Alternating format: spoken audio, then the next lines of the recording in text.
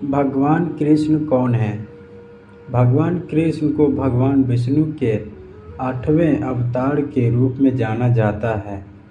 भगवान कृष्ण का प्रभाव दुनिया भर में रहा है और उनके लाखों भक्त हैं जिन्होंने अपना जीवन भगवान कृष्ण को समर्पित कर दिया है।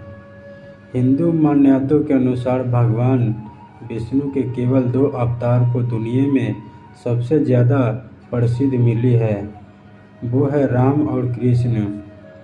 अन्य अवतार केवल वो लोग ही जानते हैं जिन्हें हिंदू पौराणिक कथाओं के बारे में बहुत गहरी समझ और ज्ञान है।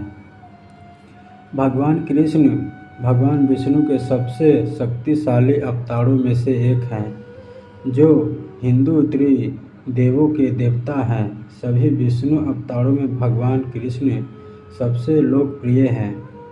भारत हो या विदेश, सभी हिंदू देवी देवताओं में से भगवान कृष्ण सबके दिल में सबसे करीब हैं।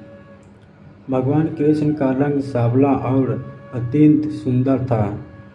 हालांकि वह रहस्यमय था, लेकिन वह स्पष्ट रूप से अद्भुत गुणों से भरा हुआ था। पूरे हिंदू जगत में कृष्ण का प्रतिनिधित्व कई तरीकों से किया जाता है। वह हिंदू देवताओं में सबसे अधिक सुलभ है और हिंदू देवत्व का सबसे विस्मयकारी रूप है। जब हम कृष्ण को देखते हैं, हम उन्हें युवा, प्रेमी, बुद्धिमान और एक गुरु के रूप में सभी एक ही देवता में समाहित हो गए हैं। इसलिए कृष्ण करोड़ों के देवता हैं। भगवान कृष्ण शायद हिंदू दुनिया में सबसे प्यारे भगवान हैं। भगवान कृष्ण को आमतौर पर अपनी बांसुरी पकड़े हुए और कभी कभी गाय या माता चरवाहे के रूप में देखा गया है। हिंदू देवताओं में सबसे व्यापक रूप में पूजनीय भगवान कृष्ण को कई अन्य नामों से जाना जाता है। उनमें गोविंदा, मुकुंद, मधुसूदन और वासुदेव शामिल हैं। कृष्ण को शिशु या बच्चे के रूप में भी चित्र किया जाता है, जो मक्खन चुराने जैसे चंचल मजाक के लिप्त होता है। हिंदू भक्ति के लगभग सभी पहलुओं की तरह भगवान कृष्ण के व्यक्तित्व और देवताओं के कई पहलू हैं। वह परमानंद, कामुकता, प्रेम, आनंद और जुनून के देवता हैं। वह चंचल हैं, जबकि बुद्धिमान शिक्षक भी हैं। भगवान कृष्ण अपनी प्यारी गोपियों के साथ अपने शीलवान प्रयासों के लिए प्रसिद्ध हैं, लेकिन भगवत गीता में श्रद्धेय सारथी है। अपने सभी रूपों में भगवान कृष्ण हिंदू धार्मिकता के केंद्र में उच्चता का प्रतीक है। भगवान कृष्ण वासुदेव और देवकी के 8वें पुत्र थे।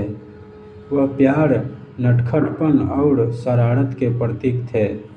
भगवान कृष्ण अपने मामा कंस को मारने के लिए पैदा हुए थे, जो क्रूर राक्षस था जिसने बहुत सारे राजाओं को मार डाला था और उन्होंने अपने राज्य में कैद कर लिया था। भगवान कृष्ण ने कंस द्वारा उसे मारने के लिए भेजे गए कई राक्षसों को मार डाला। बाद में भगवान कृष्ण ने कंस को मार डाला और अपने नाना उग्रसेन को मथुरा का राजा बना दिया। भगवान कृष्ण महाभारत में पांडवों के साथ खड़े हुए थे। कहा जाता है कि महाभारत में एक नहीं बल्कि 3 कृष्ण थे। जानिए पूरा सच। प्रेम, करुणा, संगीत और नृत्य के देवता के रूप में कृष्ण शुरू से ही हिंदू संस्कृति के कलाओं में निकटता से जुड़े रहे हैं।